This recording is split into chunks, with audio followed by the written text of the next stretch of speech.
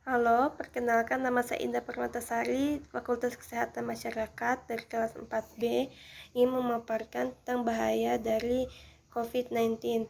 COVID-19 adalah penyakit menular yang disebabkan oleh virus corona. Sebagian besar orang yang tertular COVID-19 akan mengalami gejala ringan hingga sedang. Virus ini bisa menyerang siapa saja, baik itu lansia, orang dewasa, anak-anak, bayi, ibu hamil, dan ibu menyusui. Infeksi virus corona ini ditemukan di Wuhan, kota Cina, pada akhir Desember 2019. Virus ini menular dengan sangat cepat dan telah menyebar ke hampir semua negara, termasuk Indonesia, hanya dalam waktu beberapa bulan. Hal tersebut membuat beberapa negara menerapkan kebijakan lockdown untuk mencegah penyebaran virus corona. Di Indonesia sendiri, pemerintah membuat kebijakan pembatasan sosial berskala besar atau PSBB untuk menekan penyebaran virus corona ini. Gejala awal infeksi virus ini berupa demam, pilek, batuk kering, sakit tenggorokan, dan sakit kepala. Setelah itu, gejala dapat hilang dan sembuh atau malah berat.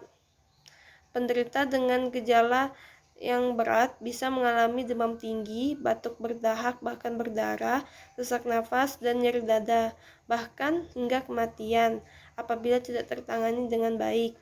Himbauan pemerintah kepada masyarakat yang perlu kita tahu adalah seperti cuci tangan dengan sabun, dengan air mengalir. Dengan kita mencuci tangan, apabila kita menjabat tangan sama orang yang terkena virus corona, contohnya dia itu batuk atau pilek, menutup tangan dengan seperti ini. Maka setelah kita berjabat tangan, otomatis kita akan terkena virus apabila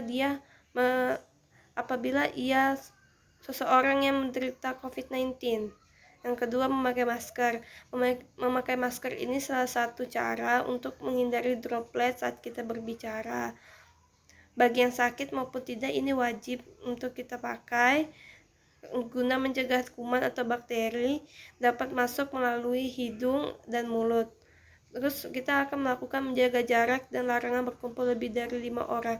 Menjaga jarak juga penting karena kuman ini dapat, apabila kita bersin saja, itu dia dapat dalam jangka panjang, itu panjangnya itu 1 meter, itu kita bisa dapat terkena COVID. Jadi anjurannya 1,5 meter sampai 2 meter kita menjaga jarak itu. Lalu larangan mudik. Pada masa ini lebaran ya, untuk mudik lebaran itu sangat riskan sekali, karena dengan kita mudik, kita berpindah-pindah ke tempat itu, kita akan memperparah kondisi dari suatu daerah tersebut apabila kita datang dari kondisi endemis. Mungkin kita sepertinya kita karier atau orang yang membawa virus, kita datang ke rumah membawa virus itu, lalu itu dapat menular kepada keluarga kita. Jadi lebih baik kita itu diam di rumah saja dan tetap menerapkan protokol kesehatan dan program kesehatan yang ada. Dan lalu kita menghindari tempat berkerumun. Jika kita ingin pergi keluar atau kemana, itu dilarang untuk berkerumunan. Untuk mencegah tadi, kita harus menjaga jarak kepada orang agar kita tidak terkena infeksi virus corona ini. Karena infeksi virus corona ini tidak dapat kita ketahui secara langsung.